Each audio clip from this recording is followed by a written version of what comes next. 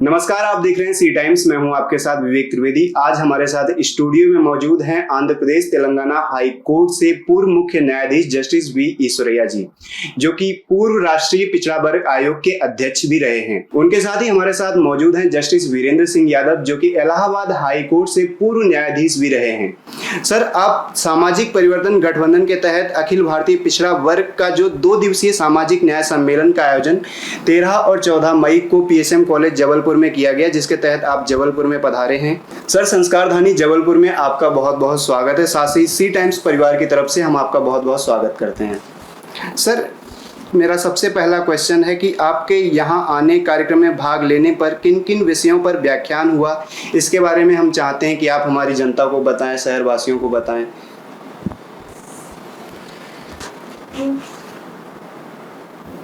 13 और 14 तारीख को जबलपुर पीएसएम कॉलेज के ऑडिटोरियम में हुआ है, जिसमें विभिन्न प्रदेशों से लोग आए हुए हैं। सामाजिक न्याय के बहुत से संगठन एकत्रित हुए हैं।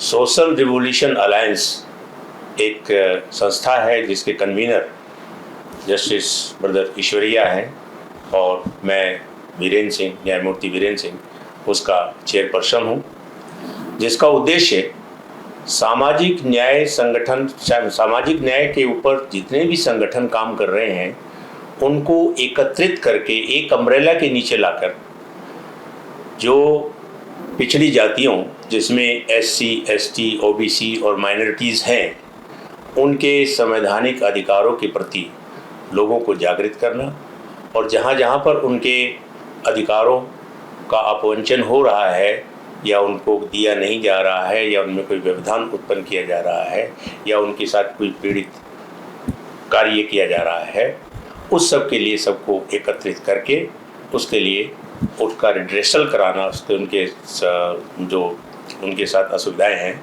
उनका निवारण कराना एक उद्देश्य है। उसी उद्देश्य को लेकर हम जबलपुर में एकत्रित हुए हैं और इसमें जो मुख्य मुद्दे हमारे सामने रहे हैं उनमें जातिगत जनगणना, समानुपातिक प्रतिनिधित्व, निजीकरण का निषेध, बैलेट पेपर से ही चुनाव हो, कॉलेजियम सिस्टम जो कि न्यायाधीशों की नियुक्ति के संबंध में है की समाप्ति और लागत के अनुसार किसानों के लिए कृषि उत्पादन का मूल्य और पुरानी पेंशन बहाली।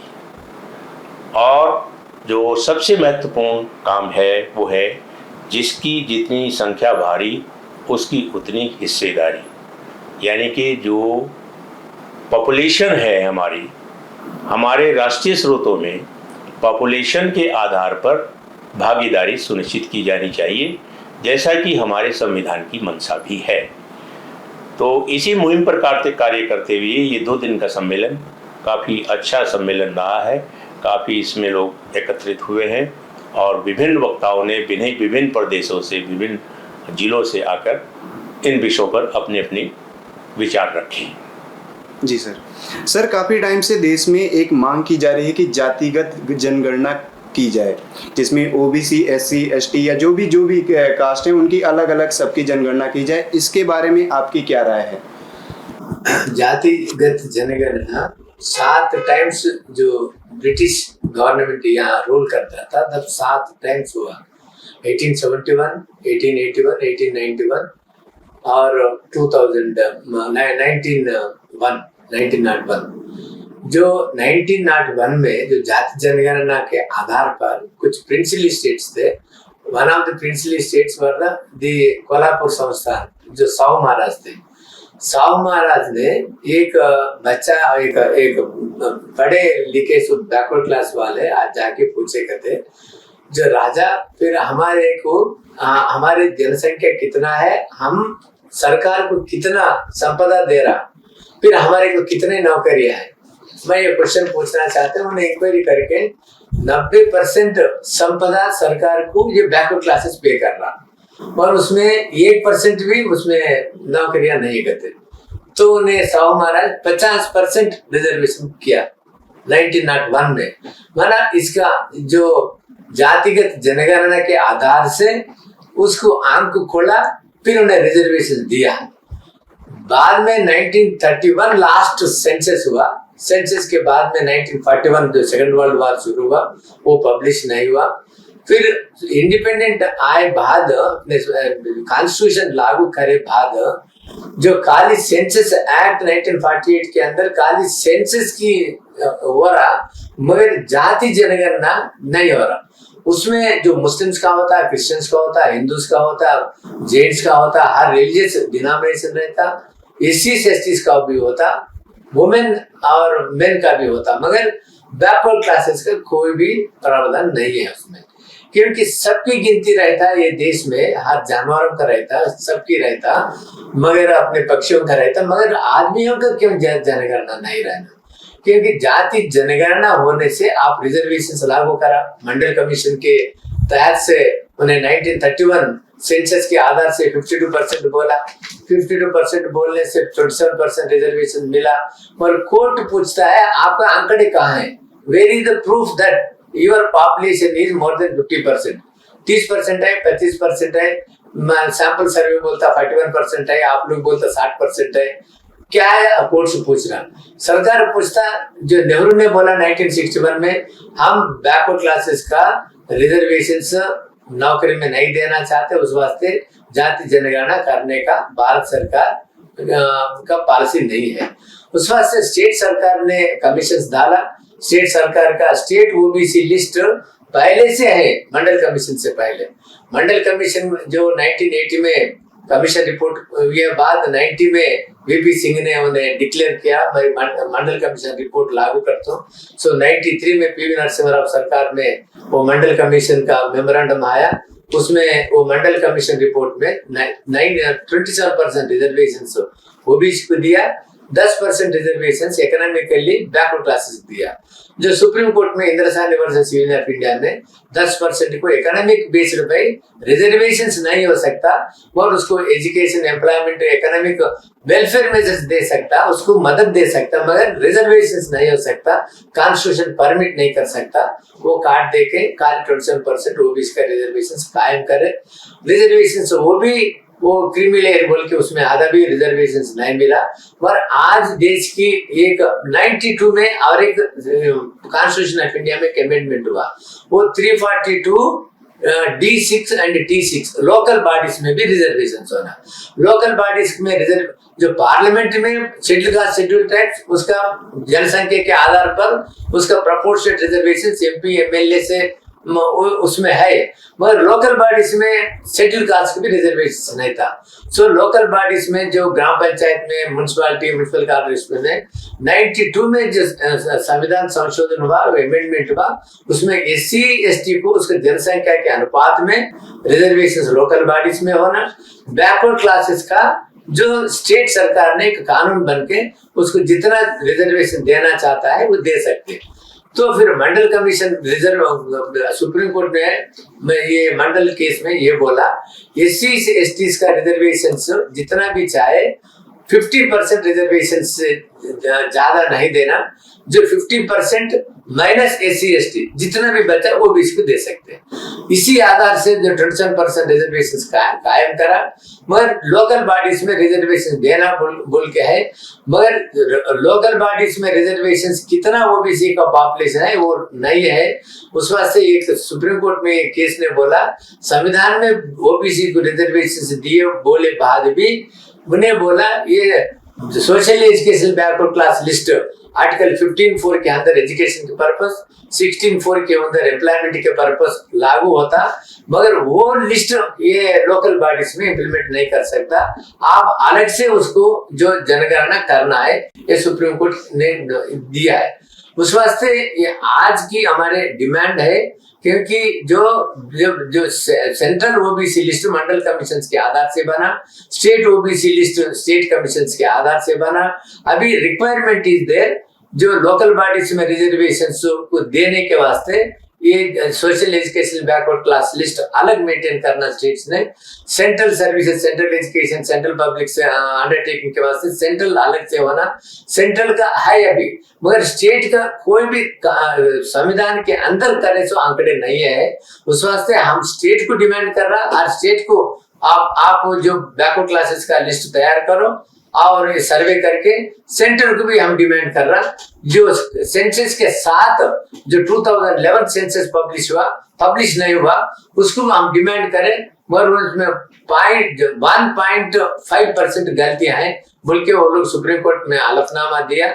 हम जो ओबीसी का रिजर्वेशन जो माना जाति जनगणना करने को हमें सम्मुख नहीं है, हमारे पॉलिसी नहीं है, उसमें कास्ट सिस्टम बढ़ता है, उस वास्ते हम कास्ट का रिजर्वेशन नहीं करना चाहता है, ये बीजेपी का नारा है।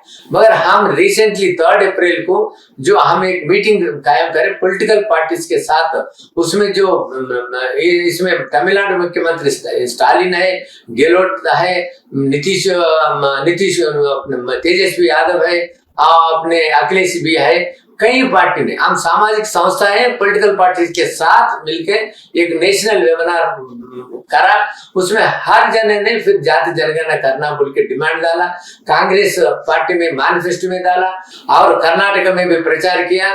उसकी असर है, कर्नाटक में बीजेपी हार गया, कांग्रेस जीत गया। अभी इतना जाति जनगणना का इतना इंपॉर्टेंस है, लोग जाग गए हैं, अभी बीजेपी को करे तो उसका बच जाएगा, नहीं तो बीजेपी नहीं करे तो ये एमपी में हार जाएगा, यूपी में हार जाएगा, हर स्टेट में भी, इवन उत्तर प्रदेश में हार जाएगा। जी सर, मेरा अगला प्रश्न आपसे है कि जो वर्तमान में समानुपातिक प्रतिनिधित्व की मांग की जा रही है, तो इसे आप किस दृष्टि से देखते हैं और ये क्या है? भाई साहब, अपने जो संविधान बोलता है, our constitution is a socialistic, secular, democratic republic, and then we have to secure all the citizens of India social, economic, political justice, equality, liberty, fraternity. जो social justice, economic justice, political justice, जो brotherhood चाहिए, liberty चाहिए, equal माना क्या है? हर जना equal नहीं हो सकता, मेरा जैसा आप नहीं बच सकता, मगर I can give you respect, मैं भी ह्यूमन बीइंग हूँ, आप भी ह्यूमन बीइंग हूँ। इसमें कॉन्स्टिट्यूशन में कोई भी जातिवाद को, कोई भी वर्ण सिस्टम को नहीं मानता है। We are all human beings, we are all human beings, we are all humanness रहना ना उसमें। उस वास्ते ये किंग रूल नहीं है, ये डेमोक्रेसी है, ये प्रजा रूल है, क्योंकि people are the sovereign power is exercise by the people. Pradhanmantri is a servant of the public, IAS, IPS और जजेस are servants of the public, public is a masters. Therefore public का उसमें representation होना चाहिए, representation judiciary में होना चाहिए, executive में होना चाहिए, एडमिनिस्ट्रेशन भी होना चाहिए, हमारे रिजर्वेशंस एजुकेशन में होना चाहिए। रिजर्वेशंस एक गलत विधि से ये लोग अंडरस्टैंड करते हैं। रिजर्वेशंस आर फॉर रिप्रेजेंटेशन, जो अपने प्रतिनिधित्व के वास्ते रिजर्वेशंस है। Otherwise reservations is not a donation, it's not a charity, it is not a, ये भीख मांगने का नहीं है, ये अपना हक लेने का विषय है। Reservations are to be given for each and every community to represent, so that they will take a policy in the interest of all communities, for the development of all communities. अगर ये हर जाति को representation दिए तो Bharat would have been developed like any other country of Singapore and Europe and American country. There are no this kind of, except black and white है, मगर ये caste system से इतनी, उस वास्ते खाली अपने बिडेन प्रेसिडेंट ऑफ अमेरिका ने बोला the biggest danger is the discrimination among the whites and the blacks बोला, क्योंकि ब्लैक्स अगर ये रिवोल्ट करे तो अमेरिकन डेवलपमेंट पूरा कुपा हो जाएगा। अगर यहाँ भी the biggest threat to the India is the caste system, जो सवर्ण का आधिपत्य है ना, सवर्णों का डोमिनेशन है ना, कुलीन तत्व है ना, that is the most dangerous thing in India. अगर सवर्ण ऐसी अगर ये रूल करना, दबावना चाहता है, यहाँ भी जो मुस्लिम्स रिवोल्ट हो जाएंगे, बैकवर्ड क्लास रिवोल्ट हो जाएगा, सिविल वॉर हो जाएगा, ब्लडशेड हो जाएगा, देन डेवलपमेंट रुक जाएगा। जी सर। जी। सर, वर्तमान में काफी सारी सरकारी संस्थाओं का निजीकरण किया जा रहा है, तो इससे देश को किस तरह से असर पड़ रहा है इसका, और देश की जनता पर इसका क्या असर पड़ रहा है? देखिए, निजीकरण की जो व्यवस्था है जी उसका तात्पर्य है कि हम किसी पर्टिकुलर व्यक्ति को किसी संस्था को सौंप दें और वो मनमाने तरीके से उसे चलाए। हमारा संविधान समता समानता पर आधारित है। यदि प्राइवेट सेक्टर में कोई भी संस्थान जा रहा है और उस पर गवर्नमेंट का किसी भी प्रकार का कोई नियंत्रण नहीं है, तो उसकी मनमानी से समानता समता का सिद्धांत जो संविधान में दिया गया है उसका उल्लंघन होगा। अपने मनमाने तरीके से वो लेबर या उसका रेम्युनरेशन या एजुकेशन में उसकी फीस मनमाने तरीके से वो तय करेगा। भारत अभी भी उन विकसित देशों में नहीं है जहां पैसे की आम जनता के पास बहुतायत हो। आज भी गरीब आदमी प्राइमरी स्कूल में भी पढ़ाने के लिए अपने बच्चे को किसी भी प्रकार से व्यवस्था कर पाता है। प्राइवेटाइजेशन एजुकेशन का हो जाएगा तो बड़ी बड़ी फीस उसमें मांगी जाती है, तो स्वाभाविक रूप से जो पिछड़ा वर्ग है वो उसको अफोर्ड नहीं कर पाएगा और उसको जो उसका लाभ मिलना चाहिए वो नहीं मिलेगा। इसलिए निजीकरण किसी भी प्रकार से कहना चाहिए कि अनुमन्य नहीं होना चाहिए जो संविधान की भावनाओं के विपरीत है। और संविधान में भी ये कहा गया है, सार्वजनिक तौर पर ही इन चीजों को चलाया जाना चाहिए। स्पष्ट रूप से यदि देखा जाए तो निजीकरण संविधान में दिए गए अधिकारों के विपरीत है। सर, मेरा अगला क्वेश्चन है कि वर्तमान में चुनाव से ईवीएम हटाने की मांग की जा रही है। कहा जा रहा है कि वहां पे बैलेट पेपर होना चाहिए, बैलेट पेपर से चुनाव किए जाने चाहिए, तो उस पर आप अपनी क्या राय रखेंगे?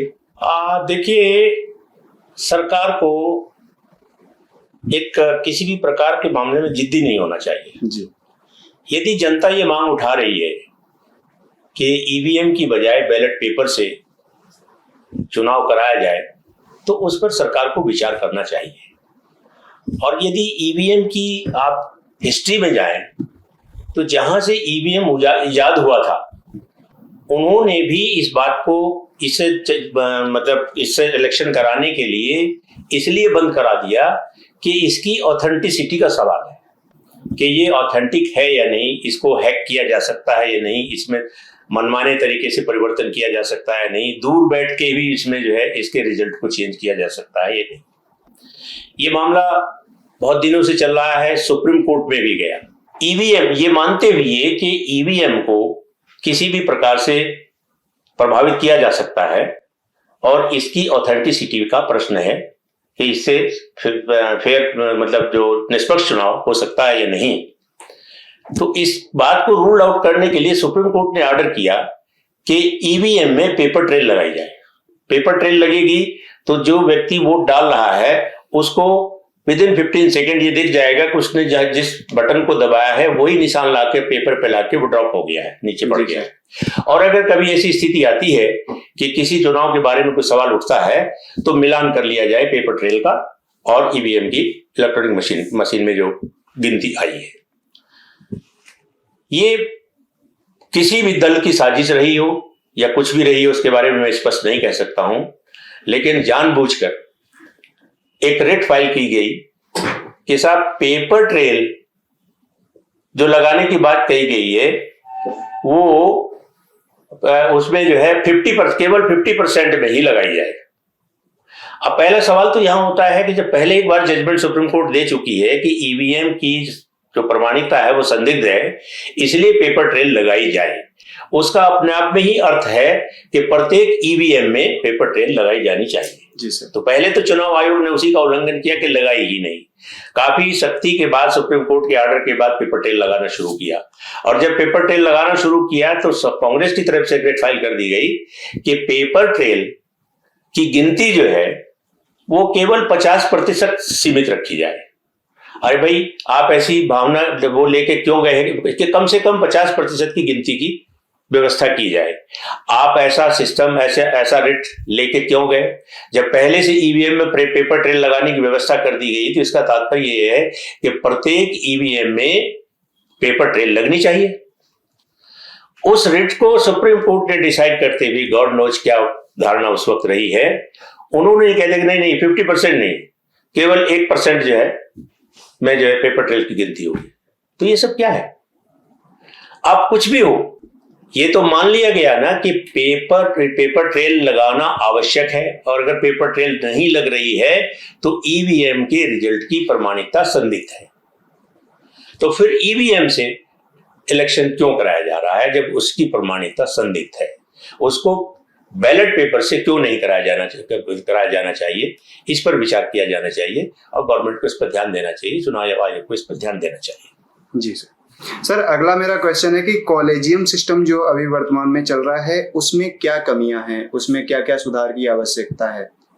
जी, जो कॉलेजियम सिस्टम है, जो इसके पहले मेन जो सिलेक्शन प्रोसेस सरकार के हाथ में आधा रिस्पॉन्सिबिलिटी रहता था। जो ये कॉलेजियम सिस्टम पहले से एक ये कानून बना जो संविधान में 2 आर्टिकल्स में 2017-23 में, जो हाईकोर्ट जजेस का जो सबऑर्डिनेट जुडिशरी है, पब्लिक सर्विस कमीशन, नहीं तो हाईकोर्ट एग्जामिनेशन करके म्युनिसिपल मजिस्ट्रेट्स का, डिस्ट्रिक्ट जजेस का सेलेक्ट करता है। मगर collegium system is only for high court जजेस एंड सुप्रीम कोर्ट जजेस and transfer of the high court जजेस। इसके बारे में कॉलेजियम सिस्टम वर्क करता है। इसमें जो जजेस में, इसमें एक ये जुडिशरी में को और गवर्नमेंट ऑफ इंडिया को थोड़ा टकराव आके जजेस उन्हें खुद एक डिसाइड कर लिया, नहीं ऑन द रिकमेंडेशन बोले तो पूरा पावर हमारे हाथ में रहना, सरकार के हाथ में कुछ नहीं रहना, खाली सरकार के हाथ में इतना ही रहना, उसका एंटीसीडेंट्स इंक्वायरी करके उसका खिलाफ में जो है वो हमारे सामने पेश करना, मगर फाइनल डिसीजन अपने ही चाहिए। Yours is only post office बोल के ऐसा 2 जजमेंट्स ने उन्हें खुद जजमेंट्स ने लिख लिए बाद अभी जो कैसा होता जजेस का, जो 3 जजेस यहाँ रिकमेंडेशन करता है हाईकोर्ट जज के वास्ते, फिर उसमें जो मुख्यमंत्री और गवर्नर रिकमेंड करता, नहीं तो उसका ऑब्जेक्शन सही तो इसके ऊपर ऐसा केस है, उन्हें यह है खाली उसका जो कमेंट लिख के भेज दिए बाद सेंट्रल आईबी इंक्वायरी करके उसका कमेंट के साथ सुप्रीम कोर्ट कॉलेजियम को देता है।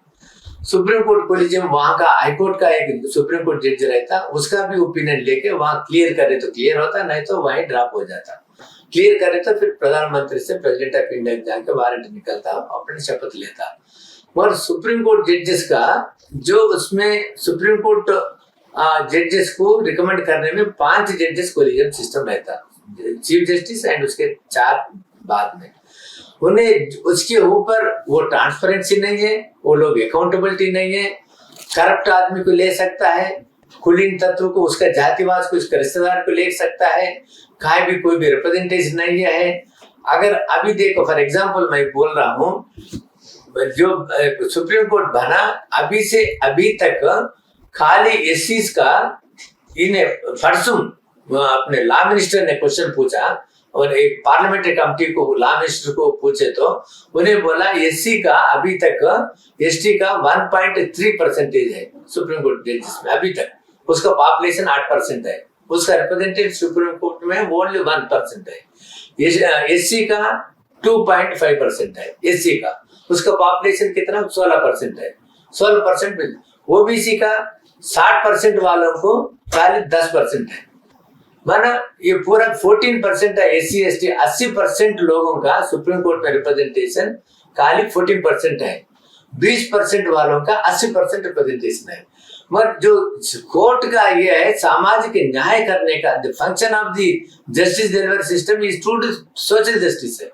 Social justice 90% cases backward classes का रहता, मगर डिसाइड करने वाले सवर्ण है, मगर उस वास्ते उसका वकीलों का प्रैक्टिस बढ़ता है, वही लोग जजेस बनता है, ये लोग उसका जाना पड़ता है। उस वास्ते सामाजिक न्याय नहीं हो रहा इधर। जज अपने न्याय खरीदना पड़ रहा है इसको, और डिस्क्रिमिनेशन हो रहा है इसमें इधर। उस वास्ते जो ये अपने डेमोक्रेसी में हर जाति को प्रतिनिधित्व होना चाहिए, उसको जो भागीदारी बनाना चाहिए, उस वास्ते हमारे डिमांड है जो कोलिजियम सिस्टम होने दो, नेशनल जुडिशियल कमीशन सिस्टम होने दो, वहां भी रिजर्वेशन होना चाहिए, रिप्रेजेंटेशन होना चाहिए। संविधान आपने एमेंड करो, एमेंड करके एसीज का इतना हाई आज काबिलियत एसी जज है, एसटी जजेस है, बैकवर्ड क्लासेस है, कई हजारों लोग प्रैक्टिस कर रहा है, काबिलियत है। अगर जजेस एक ही कुल से भी पूरा हाईकोर्ट सुप्रीम कोर्ट में बना सकते हैं, और कम्युनिटी कास्ट से है, उस वास्ते there should be a representation for all communities. उस वास्ते हम बोलता है आप कोलिजियम सिस्टम में आप फेवरेटिज्म करना, पॉलिटिशियन बोला कोलिजियम सिस्टम ठीक से काम नहीं कर रहा। फॉर एग्जांपल आप अपने घर के साथ बोलते हैं 5 जजेस महिला हैं, 5 के 5 ब्राह्मण ही मिलते क्या? ऑल 5 जजेस are Brahmins only, no other community from no other community, none of the women जजेस। मन ऐसा जो अपने को जो पूरा जो ब्राह्मण बनियान कायस्थ क्षत्रिय की वो लोग अपने होना बोल के सेलेक्ट करते हैं हाईकोर्ट जज का, सुप्रीम कोर्ट का, और प्रमोशन भी। मगर बैकवर्ड क्लासेस को कितना काबिलियत है तो उसकी कंसिडरेशन नहीं होता है। उस वास्ते न्याय के वास्ते ये कोलिजियम सिस्टम में चेंज होना, नहीं तो जुडिशियल सिस्टम में चेंज होना, नहीं तो पूरा सरकार के में हाथ में दी तो पूरा आरएस वालों को भरता, आरएस वाले भर के ये राष्ट्र को हिंदू राष्ट्र बनाना चाहता है। हिंदू कोई भी रिलीजन नहीं है, मगर जो सरकार नहीं बना सकता, पार्लियामेंट नहीं बना सकता, थ्रू सुप्रीम कोर्ट हिंदू राष्ट्र बनाना चाहते हैं। ये लोग जजमेंट ऐसा देते, वो पुराना का उदाहरण लेते, वो अपने इसका वेदांत का उदाहरण लेते, कॉन्स्टिट्यूशन छोड़ देते हैं, कॉन्स्टिट्यूशन रीराइट करते हैं जज सुप्रीम कोर्ट ने, जो कॉन्स्टिट्यूशन बदलना चाहता है ये। उस वास्ते हम कोलिजियम सिस्टम सही नहीं कर रहा, और ये हिंदू राष्ट्र थ्रू जुडिशरी करना चाहते हैं सरकार ने। ये अगर हिंदू राष्ट्र बने तो फिर इसका विनाश नजदीक हो गया। कॉलेजियम पे थोड़ा सा एक बात मैं कहना चाहूंगा।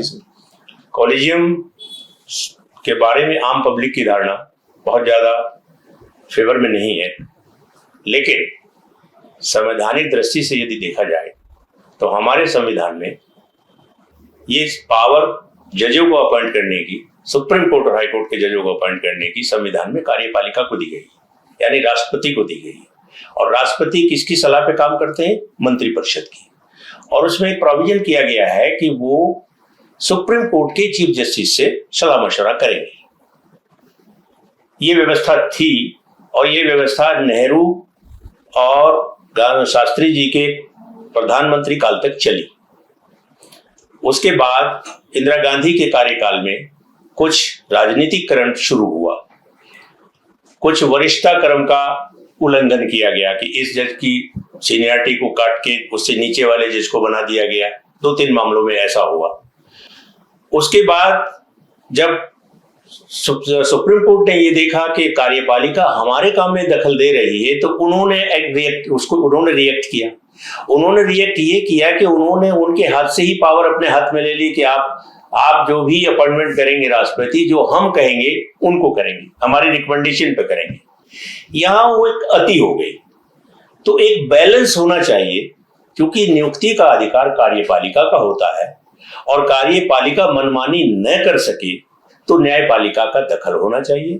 और न्यायपालिका को एकदम देने का मतलब तो संविधान के भी विपरीत हो गया। तो निरंकुश तो न्यायपालिका भी हो सकती है, यदि कार्यपालिका मनमाना कर सकती है तो न्यायपालिका भी मनमाना कर सकती है। तो इसीलिए नेशनल जुडिशियल अपॉइंटमेंट कमीशन बनाने की व्यवस्था 2014 में की गई थी, लेकिन 4 जजेस जो वो भी 5 जजेस ने 5 जजेस की बेंच ने सुना, 4 जजेस ने कह दिया कि नहीं, इसको ये गलत है, ये संविधान का उल्लंघन है, संविधान के ढांचे में परिवर्तन है। हम संविधान के ढांचे में उसमें तो परिवर्तन बता रहे हैं, लेकिन संविधान में जो आर्टिकल 124 में कार्यपालिका को ये पावर दी गई है, उसको छीन के आपने कॉलेजियम सिस्टम बना दिया जो संविधान में कहीं नहीं है। वो क्या संविधान के ढांचे का परिवर्तन नहीं है? और EWS का इसी तरह से उसमें आ गया है, संविधान के खिलाफ। तो संविधान के खिलाफ है। तो मेन चीज कहने की कॉलेजियम के प्रति बस मैं इतना कहना चाहता हूं कि एक चेक एंड बैलेंस कार्यपालिका के भी ऊपर भी होना चाहिए, न्यायपालिका के भी ऊपर भी होना चाहिए। एकदम कार्यपालिका को भी हम निरंकुश नहीं छोड़ सकते कि तुम्हारी जो मर्जी आओ वो जज बना दो। कार्य जजों को भी हम ये नहीं कह सकते कि भाई कार्यपालिका वाले तुम पीछे हटो, तुम्हारा कोई काम नहीं, हम जज अपॉइंट करेंगे। वो भी, उनमें भी भाई भतीजावाद आ जाता है, अंकल सिंड्रोम वाला मामला खूब आता है, बहुत कुछ चर्चित रहा है। कई सुप्रीम कोर्ट जजेज ने इस बात को बोला है, कई जजमेंट में भी लिखा गया है।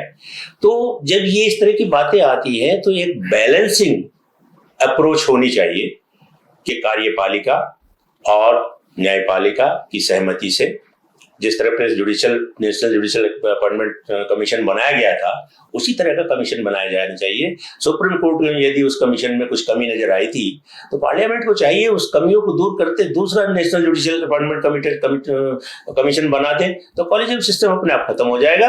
और ये जो आरोप प्रत्यारोप है कि भाई भतीजावाद में जो है या बिरादरीवाद में जो है अपॉइंटमेंट हो रहे हैं, ये ऑटोमेटिकली समाप्त हो जाए।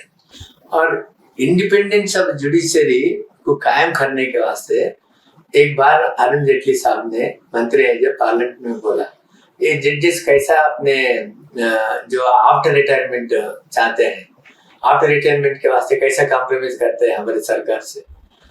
फॉर एग्जाम्पल उन्होंने हर जज आता गवर्नमेंट को कुछ फेवर करता क्योंकि अपॉइंट रिटायरमेंट के बाद उसको पोस्ट दिए, जो वुमेन राइट्स कमीशन दिए, नहीं तो फिर उसमें लॉ कमीशन का चेयरमैन दिए, ना गवर्नर दिए, ना कुछ पोस्ट दिए। चलिए नेक्स्ट। अपने सुप्रीम कोर्ट जजेस बने बाद मैं समझता हूँ कोई भी रिटायर्ड जजेस को कोई भी आफ्टर रिटायरमेंट कोई भी उसको पद नहीं देना चाहिए। सुप्रीम कोर्ट जज बन के गवर्नर जाना, सुप्रीम कोर्ट जज बन के एक चीफ जस्टिस बन के गवर्नर जाना, क्या बिलीव ट्रस्टवर्दी और अकाउंटेबिलिटी रहता है जजेस के ऊपर।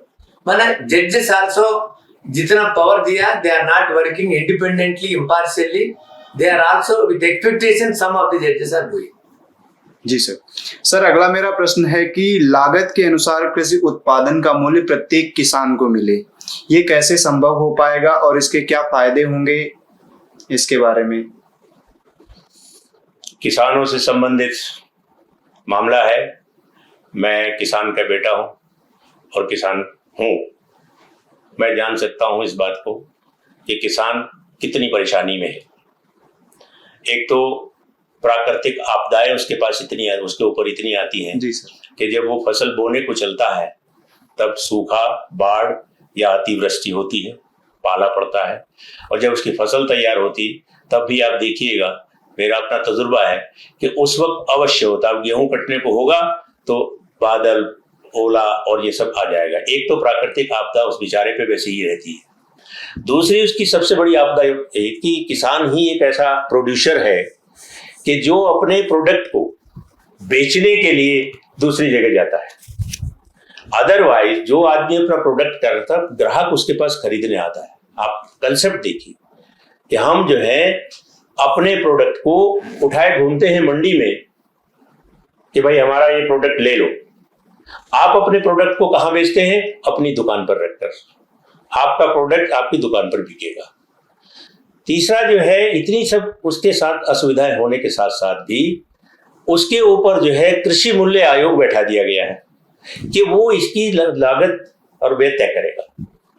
जबकि आप एक आलपिन बनाने की फैक्ट्री भी यदि लगाते हैं, कोई काम करते हैं, तो आप देखते हैं कि इसमें कितना आयरन लगा या स्टील लगा, या कितना इस पे पॉलिश का खर्चा आया, कितने सी लेबर आई, कितनी मेरी बिजली खर्च हुई, कितना मेरा इंफ्रास्ट्रक्चर खर्च हुआ। खर्च आने के बाद मैं सोचता हूँ कि मुझे 10 रुपए इसमें कुछ बचने भी चाहिए।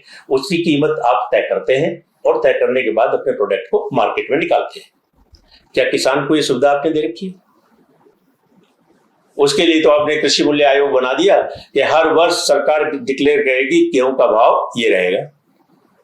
वो नहीं देखते कि किसान ने कितना ज्यादा इसमें मेहनत किया, कितना ज्यादा इसमें लगाया, उसमें लाभकारी ये मूल्य है या नहीं है। इसीलिए आपने देखा होगा कि पिछले दिनों जो है, पिछले वर्षों में जो है किसानों ने 13 महीने 14 महीने जो है वो किया प्रदर्शन, वहां अपनी बात मानने के लिए, कराने के लिए जो 3 तरह के कानून और बना दिए गए थे। और उसमें भी ये तय हुआ था कि लागत के प्रोपोर्शनेट लागत के अनुसार उनका मूल्य तय किया जाएगा, जो अभी तक नहीं हुआ। हम बहुत सी बातें करते हैं राजनीतिक उस पर स्टेज पर खड़े होकर कि हम दोगुना कर देंगे किसानों की कीमत, हम तिगुना कर देंगे किसानों की कीमत। स्थिति ये आ जाती है कि मिनिमम प्राइस पर जो आपने तय की है उस पर भी खरीदार उस वक्त नहीं मिलता और उसके पास मजबूरी होती है, उसका प्रोडक्ट ऐसा होता है कि उसे रोक नहीं सकता ताकि वो आगे बेच सके। जब महंगा होगा उसको मजबूरन बेचना पड़ता है और उसके साथ ये बड़ा भारी अन्याय होता है। इसलिए मिनिमम सपोर्ट प्राइस का तय होना आवश्यक है। स्वामीनाथन रिपोर्ट इस मामले में पड़ी हुई है, उसको लागू करते हुए किसान के प्रोडक्ट का मिनिमम सपोर्ट प्राइस लागू होना चाहिए, तभी किसान की आय को या उसके स्तर को आप बढ़ा सकते हैं। अन्यथा किसान तो बेचारा वर्षों से पिसता आया है और पिसता रहेगा। सर मेरा लास्ट क्वेश्चन है आपसे कि एनपीएस यानी न्यू पेंशन स्कीम जो चल रहा है, इससे क्या लाभ हैं इसके और क्या हानियां हैं इसकी? कि न्यू पेंशन स्कीम में कुछ लाभ नहीं है, क्योंकि पुराना पेंशन स्कीम में, क्योंकि न्यू पेंशन स्कीम में उन्हें खुद कंट्रीब्यूट करता, उन्हें रिटायरमेंट बेनिफिट्स पूरा देगा। मगर पुराना पेंशन स्कीम में उसको जो 1/3 कमिटमेंट होता, मगर उसमें जो बाकी का जिस सैलरी के जैसा उन्हें जिंदगी भर उसको नौकरी के जैसा मिलता, उन्हें 50% ऑफ द सैलरी मिलता। उन्हें मर गए बाद भी उसके बेटर हाफ को उसका इक्वल को मिलता। माना एक सिक्योरिटी सेफ्टी रहता पेंशन स्कीम, पुराना पेंशन स्कीम में। नया पेंशन स्कीम में पूरा जो एकदम पैसा आता उन्हें खर्च करता, फिर उन्हें उसको मुश्किल होता, क्योंकि ये कट ऑफ डेट के पहले जो पेंशन आता रेगुलर महीने को उसका बैंक में जमा होता, ये लोगों को कुछ पैसा जमा नहीं होता, खर्च करते परेशान होता है। उस वास्ते ये लोग पूरा एम्प्लॉय पुराना पेंशन फिर रिस्टोर करो, थोड़ी स्टेट्स में पुराना पेंशन रिस्टोर करे, ये प्रेशर दूसरा स्टेट के ऊपर एम्प्लॉइज का डिमांड है उसको। उस वास्ते पुराना पेंशन ही छुआना चाहिए, ये ठीक बात है, क्योंकि लोग अच्छा दोबारा खर्च करके ये अपने खजाना खाली करके पुराने पेंशन देने में ये लोग दिक्कत समझ रहा है, मगर वो सही जस्टिस है, जस्टफुल है और न्याय है पुराने पेंशन देना। Thank you. एक्चुअली नई न्यू पेंशन स्कीम में सबसे बड़ा ड्रॉबैक जो है वो ये है कि न्यू पेंशन स्कीम के लिए जो आपने कंट्रीब्यूट किया है, जो सरकार उसमें आपको कंट्रीब्यूशन दे रही है, वो मार्केट बेस कर दिया गया है। मार्केट बेस का मतलब है उतार चढ़ाव। अगर मार्केट डाउन है तो आपका पैसा भी डाउन हो गया, आपको पेंशन कम हो जाएगी। ओल्ड जो पेंशन स्कीम है उसमें ये बात नहीं है, उसमें आपके लास्ट पे ड्रॉन का 50% और प्लस डीए जो समय समय पे डिक्लेयर वो मिलता है। तो उसमें एक किस्म से रिटायर्ड व्यक्ति को गारंटी है अपनी सुरक्षा की, सोशल सुरक्षा की। इसमें कोई गारंटी नहीं है, इसमें उतार चढ़ाव पर आधारित है। इसलिए न्यू पेंशन स्कीम के स्थान पर ओल्ड पेंशन स्कीम लागू की जानी चाहिए। धन्यवाद सर, काफी अच्छे से आपने सारे क्वेश्चन के विस्तार पूर्वक जवाब दिए। बहुत बहुत धन्यवाद सर। आपका भी बहुत बहुत धन्यवाद। जी सर। आपका भी श्रोता हूं। तो ये थे हमारे साथ जस्टिस वी ईश्वरैया और जस्टिस वीरेंद्र सिंह यादव। सी टाइम्स पर खबरों का सिलसिला जारी है, देखते रहिए सी टाइम्स।